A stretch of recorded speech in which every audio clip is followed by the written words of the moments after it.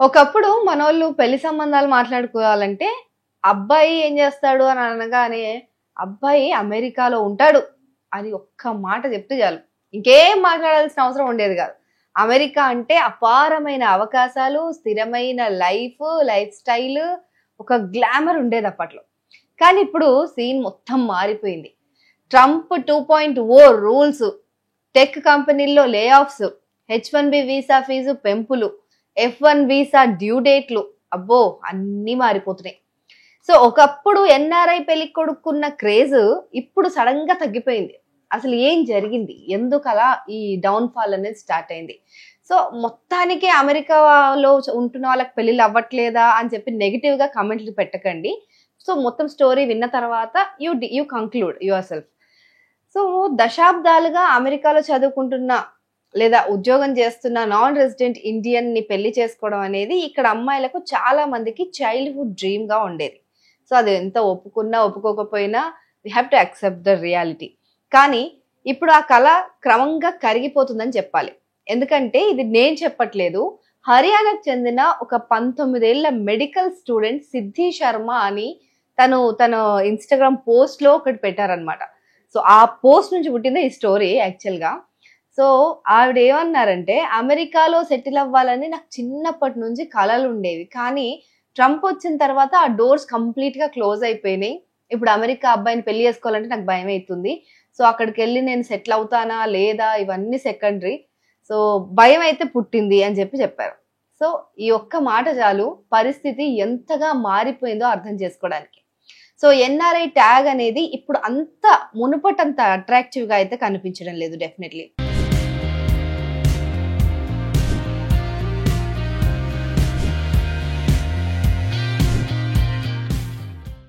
So ఈ భయాలన్నింటికీ మూలం H1B visa. మన దేశస్తులు అంటే మన ఇండియన్స్ ఈ వీసాలను అత్యధికంగా తీసుకుంటూ ఉంటారు. 71% ఆఫ్ H1B వీసా హోల్డర్స్ మన ఇండియన్సే అని చెప్పడానికి ఏమాత్రం సంశయం అక్కర్లేదు. అయితే ఈ వీసా ఏ క్షణమైనా రద్దయ్యే అవకాశాలు కూడా ఇప్పుడు బాగా పెరిగిపోయాయి. సో రేపు ఈ అబ్బాయి వీసా ఉంటుందా, ఉద్యోగం ఉంటుందా లేదా, లేదంటే మమ్మల్ని దేశం నుంచి తరిమేస్తారా అనే భయం భారతీయ కుటుంబాల్లో ఇప్పుడు మొదలైంది.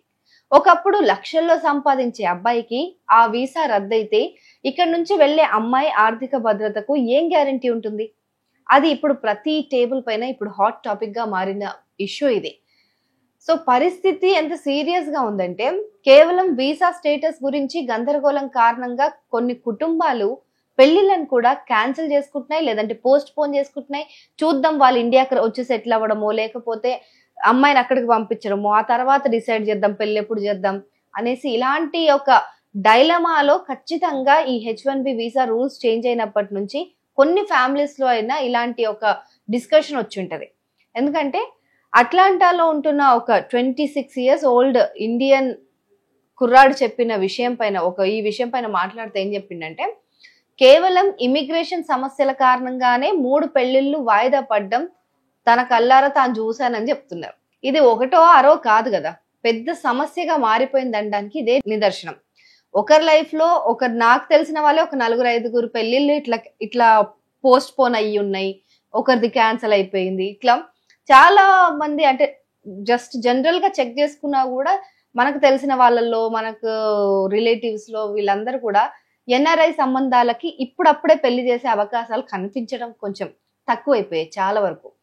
సో మ్యాట్రిమోనీ సర్వీసెస్ నడుపుతున్న అనురాధ గుప్తా అనే ఒక ఆవిడ చెప్తున్న విషయం ఏంటంటే, ఇమిగ్రేషన్ పాలసీలు వాషింగ్టన్ లో రాస్తారు, కానీ దాని ప్రభావం మాత్రం ఇండియాలో ఉంటుంది. ఇండియా పెళ్లిళ్లలో చర్చలు కనిపిస్తాయి. సో మన ఈ వివాహ వ్యవస్థ పైన అమెరికాలో తీసుకునే నిర్ణయం ఖచ్చితంగా ఎంతో కొంత ఎఫెక్ట్ ఉంటుంది అని చెప్తున్నారు ఆవిడ. సో ఆమె చెప్పిన మాట కూడా అక్షర సత్యం అనే చెప్పాలి. ఎందుకంటే ఇమిగ్రేషన్ రూల్స్ ఎప్పుడు కఠినతరం చేసినా కూడా దాని మొదటి దెబ్బ మన ఈ మ్యారేజ్ మార్కెట్ పైన పడుతుందని టొరంటో యూనివర్సిటీ ప్రొఫెసర్లు కూడా చెప్తున్నారు.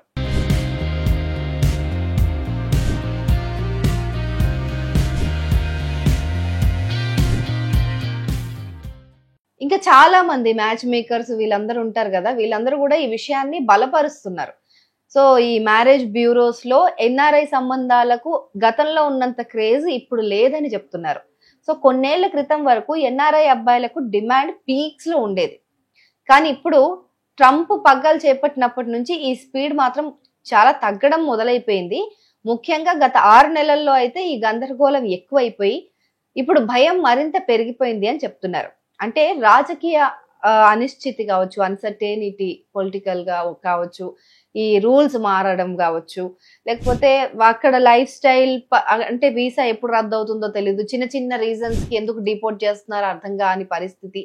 సో వాళ్ళ కారణాలు వాళ్ళకు ఉన్నాయి. ట్రంప్ ఎందుకు వీసాలు కఠినతరం చేశారని అంటే అక్కడ అమెరికన్స్ ఉద్యోగాలు దొరకట్లేదు, వాళ్ళకి జీతాలు తక్కువ ఇస్తున్నారనో, లేకపోతే అమెరికాకి ఇంకా టాలెంటెడ్ పర్సన్స్ మాత్రమే రావాలి, ఎక్కువ స్క్రాప్ వచ్చి చేరిపోతున్నారు, సో ఇండియా నుంచి చైనా నుంచి ఎక్కువ మంది వచ్చి ఇక్కడ సెటిల్ అయిపోతే అమెరికన్స్ ఏమైపోవాలి అనే బాధ వాళ్ళది.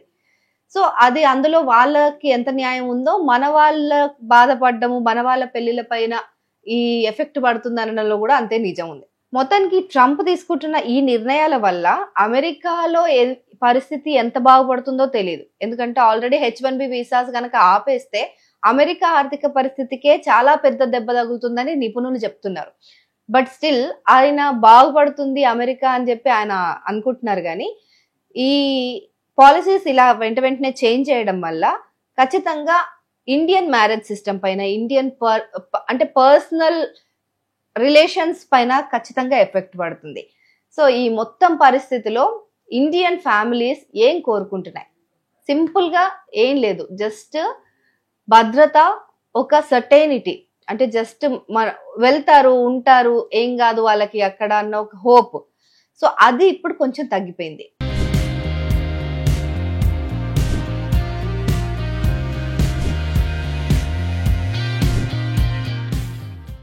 ఇంకా H1B వీసా పైన వచ్చే ఈ అన్సర్టెనిటీ ఏదైతే ఉందో, అంటే అబ్బాయి ఉద్యోగం పోతే భవిష్యత్ ఏమవుతుందో అనే ఒక భయం కారణంగా ఇప్పుడు ఇండియాలోనే ఒక సెటిల్డ్ లైఫ్ ఉంటే బాగుంటది, ఏదైనా గవర్నమెంట్ జాబ్ చేసిన వాళ్ళు బాగుంటారు, లేదా సాఫ్ట్వేర్ ఇంజనీర్స్ అయినా ఇక్కడ బాగా డబ్బులు సంపాదించే వాళ్ళు ఉంటే చాలు, ఇక్కడ బిజినెస్ చేసుకునే వాళ్ళు ఉంటే చాలు అని చెప్పి చాలా మంది అమ్మాయిలు చెప్తున్నారు.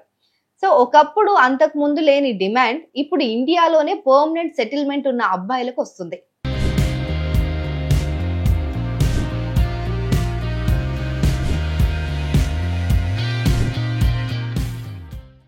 అయితే ఇప్పుడు ఏంటి, అమెరికా వీక్ అయిపోయింది, అమెరికాలో ఉంటున్న వాళ్ళకు సంబంధాలు కుదరట్లేదు, ఇండియాలో ఉన్న వాళ్ళే గ్రేట్ అని అంటున్నానని మీరు అనుకోకండి. ఎందుకంటే అమెరికా ఇప్పటికీ ఒక పవర్ఫుల్ కంట్రీ. కానీ దశాబ్దాలుగా మనమంతా చూసిన ఎన్ఆర్ఐ గ్లామర్ మాత్రం ఇప్పుడు కొంచెం తగ్గింది. సో రాజకీయ ఆర్థిక అన్సర్టెనిటీస్ వల్ల పెళ్లిళ్ళను కూడా ప్రభావితం చేసుకుంటున్నాం. సో మన యువత, మన కుటుంబాలు అమెరికా కలలపైన ఆధారపడకుండా మన దేశంలోనే అవకాశాలను చూసుకోవాల్సిన సమయం వచ్చిందా? లేకపోతే అమెరికాకి వెళ్ళిన తర్వాత అక్కడ ఒక స్ట్రాంగ్ బేస్మెంట్ అనేది క్రియేట్ చేసుకోవడం బాధ్యతగా ఇంకా ఛాలెంజ్ గా తీసుకోవాల్సిన పరిస్థితి వచ్చిందా? మీ అభిప్రాయం ఏంటో కామెంట్ లో పంచుకోండి.